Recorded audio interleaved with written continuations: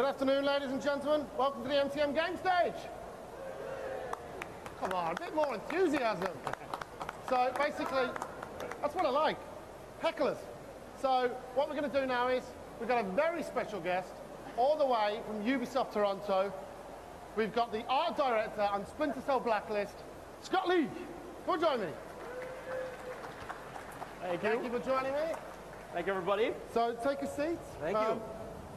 So can you just give everyone a bit of a background on you as a person in the games industry?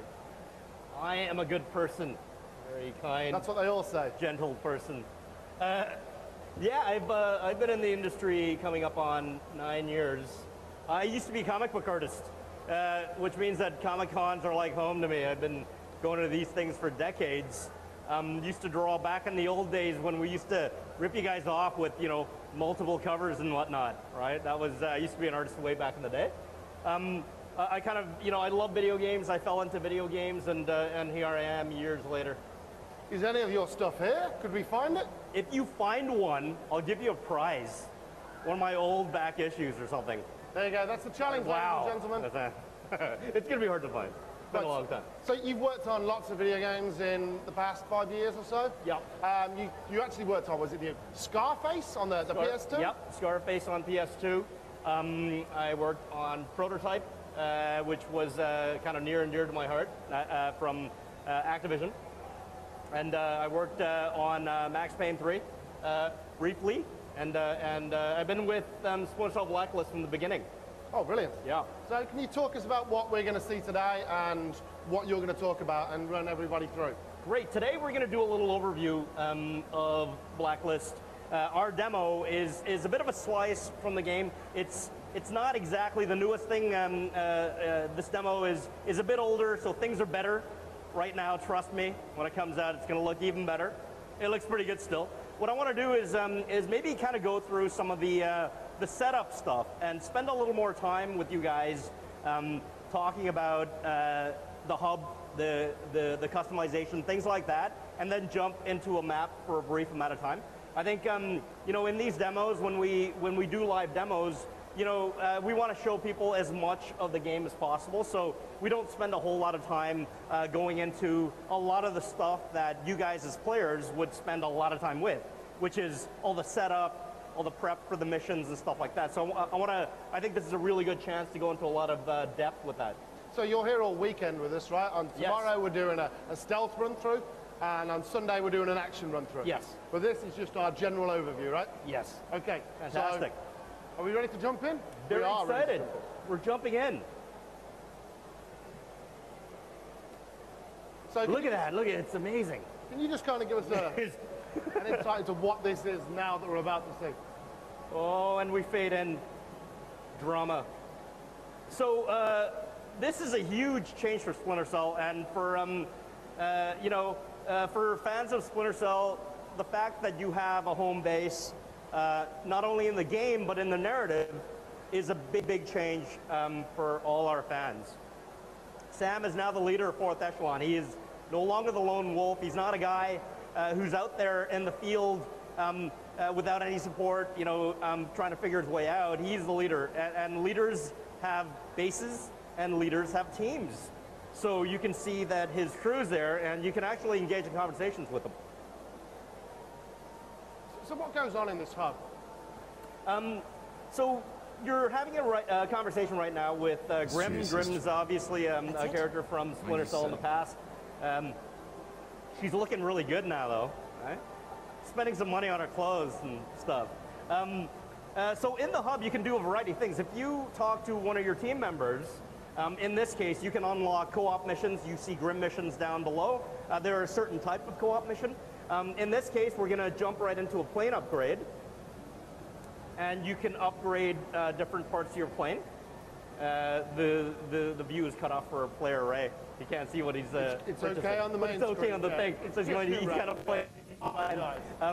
Right now, he updated the cockpit. It unlocks a mini-map for you on the HUD. You can do a variety of things. You can upgrade entire parts of your plane, and not only do you get benefits in terms of gameplay, but you'll get a brand new environment. it's a massive amount of money. We encourage players to go in and customize their plane. But you get a completely different look. We have several stages of upgrades for every single part of the plane. It's very deep and very interesting. And Ray is going to back out of this right now. Something just came in from do a little contact more in Benghazi. exploration. I'll follow up with you later. Let's head upstairs. Perfect. Sorry, the other way. There we go, right? Boom. Perfect now. And if you go back off of the main command center platform, you got a set of stairs leading up to Charlie's workshop. Who's Charlie? Charlie is our tech specialist. He's a brand new member of the team. He factors in pretty big into the story. And we're pretty much good to go here. Just gotta overclock. And he's our resident hipster. And then see if my 'cause, you know, supply rec gets approved by there's a lot of Majesty. hipsters here, and we want to represent you guys. Okay. Yeah, he's our tech expert. So basically, if you engage in conversations with him, he's obviously a story character. You guys know what that's all about. We try to involve them in the story. You know, he's a big part of the narrative. But in the case of the gameplay, when you talk to him and you upgrade his workshop, you can then upgrade things yourself. Like he'll create new gadgets for you.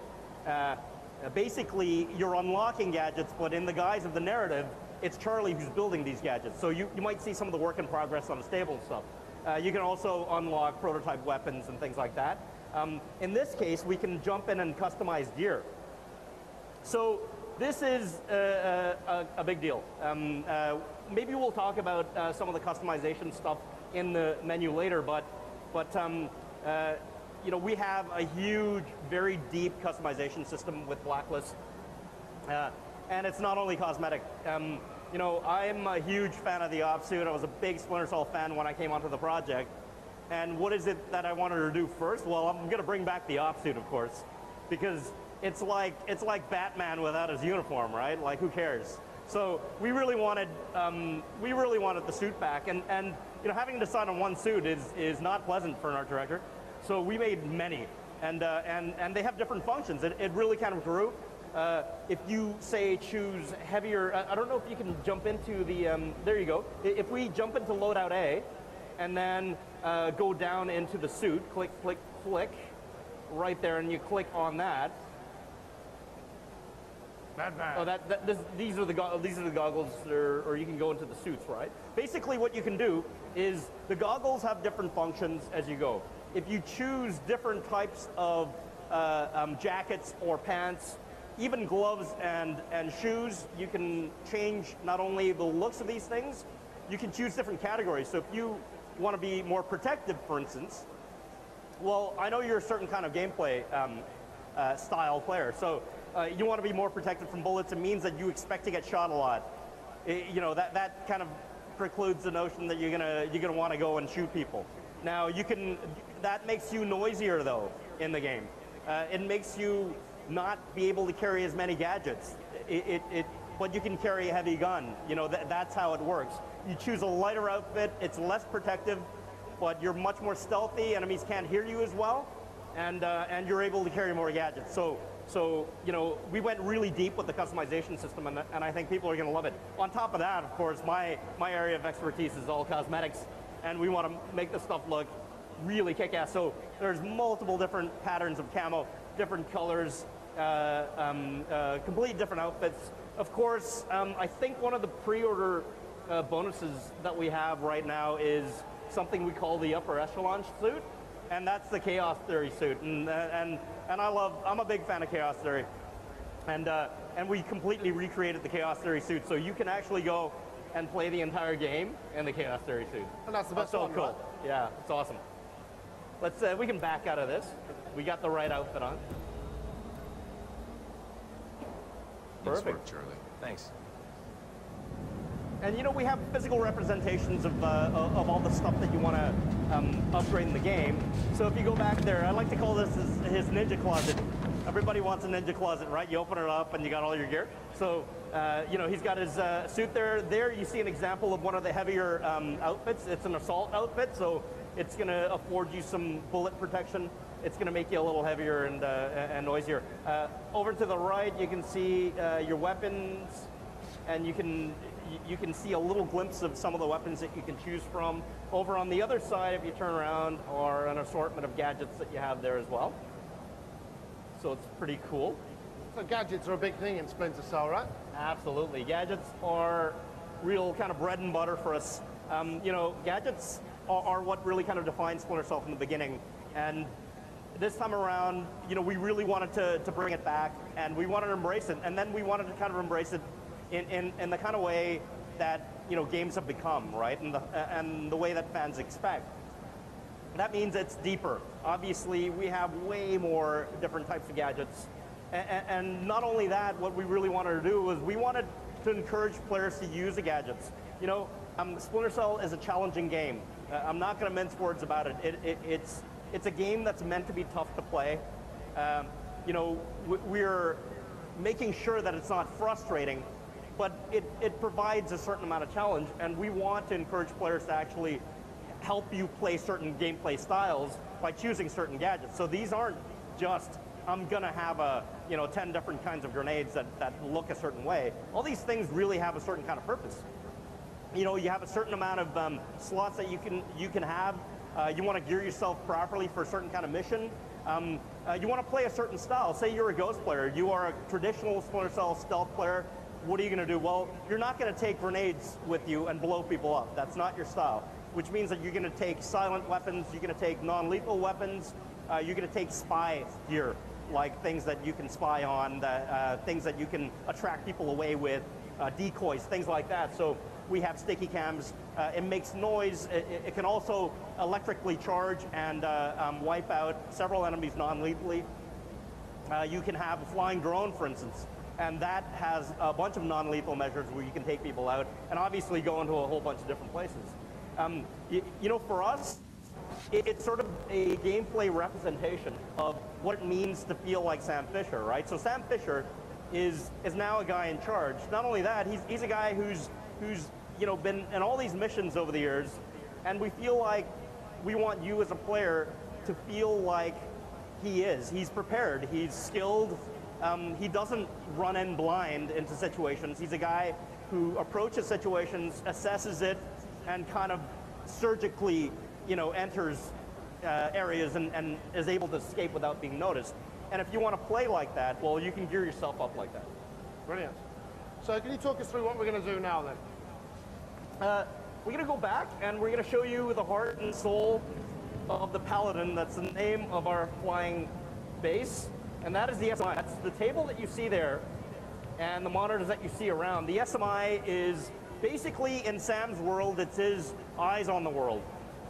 So this is, you know, what he sees in terms of where the Blacklist attacks are happening. This is the computer that he uses and his team uses to sort of assess, you know, next targets and all that stuff. For you as a player, what this is a map, right? So basically, you know, this is your map, but you know, we want to sort of blur the lines between what Sam sees and what the player sees.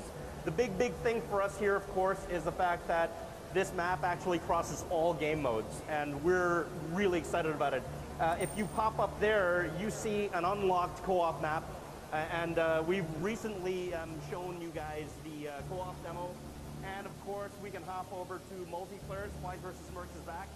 I, for one, am more excited than you, even. I'm super excited about Spies vs. Mercs. And I played it. I'm going to make you guys jealous. It's amazing.